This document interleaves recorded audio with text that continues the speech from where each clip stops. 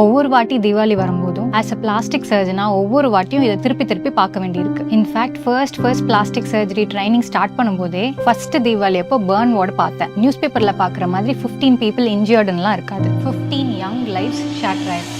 ஒரு 20-year-oldக்கு dominant right ஹேண்ட்ல 90% function போயிடுச்சு. ஒரு செகண்ட் கேர்லெஸ்னஸ்னால லைஃப் டைம் ஃபுல்லா டிசேபிள்டா இருக்க வேண்டிய நிலைமை. கிராக்கரை கையில வச்சு வெடிச்சு ஸ்கின், மசில், போன் எல்லாமே போயிடுச்சு. 1 year மல்டிபிள் சர்ஜரிஸ், பிசியோதெரப்பி இதெல்லாம் பண்ணியுமே 10% கம்மியான ஃபங்க்ஷன் தான் கொண்டு வரவே முடிஞ்சது. எப்படி படிப்பாங்க, எப்படி வேலை செய்வாங்க, ஃபியூச்சரே ஸ்பாயில் ஆயிடுச்சு. இன்னும் 5-6 வயசு குழந்தைங்க கூட ஏகப்பட்ட பேர் கேஷுவாலிட்டியில இருப்பாங்க. ஆனா இது எல்லாமே கம்ப்ளீட்லி ப்ரிவென்டபிள் ட்ராஜடி. ஸோ இந்த தீபாவளிக்கு லைசன்ஸ்டு கிராக்கர்ஸ் மட்டும் யூஸ் பண்ணுங்க. அடல்ட் சூப்பர்விஷன் இருக்கட்டும். வாட்டர் பக்கெட்லாம் ரெடியா வச்சுக்கோங்க. ஹாட்டான லிக்விட்ஸை குழந்தைங்க ரீச் பண்ற இடத்துல இருந்து தள்ளி வைங்க. அப்புறம் பட்டாசு வெடிக்கும் போதோ இல்ல நெருப்பு பக்கத்துல இருக்கும் போதோ ஃப்ளோயான ட்ரெஸ்ஸை கம்ப்ளீட்டா அவாய்ட் பண்ணுங்க. ஒருவேளை தீக்காயம் பட்டுருச்சுன்னா ரன்னிங் ரூம் டெம்பரேச்சர் வாட்டர்ல நல்லா வாஷ் பண்ணுங்க.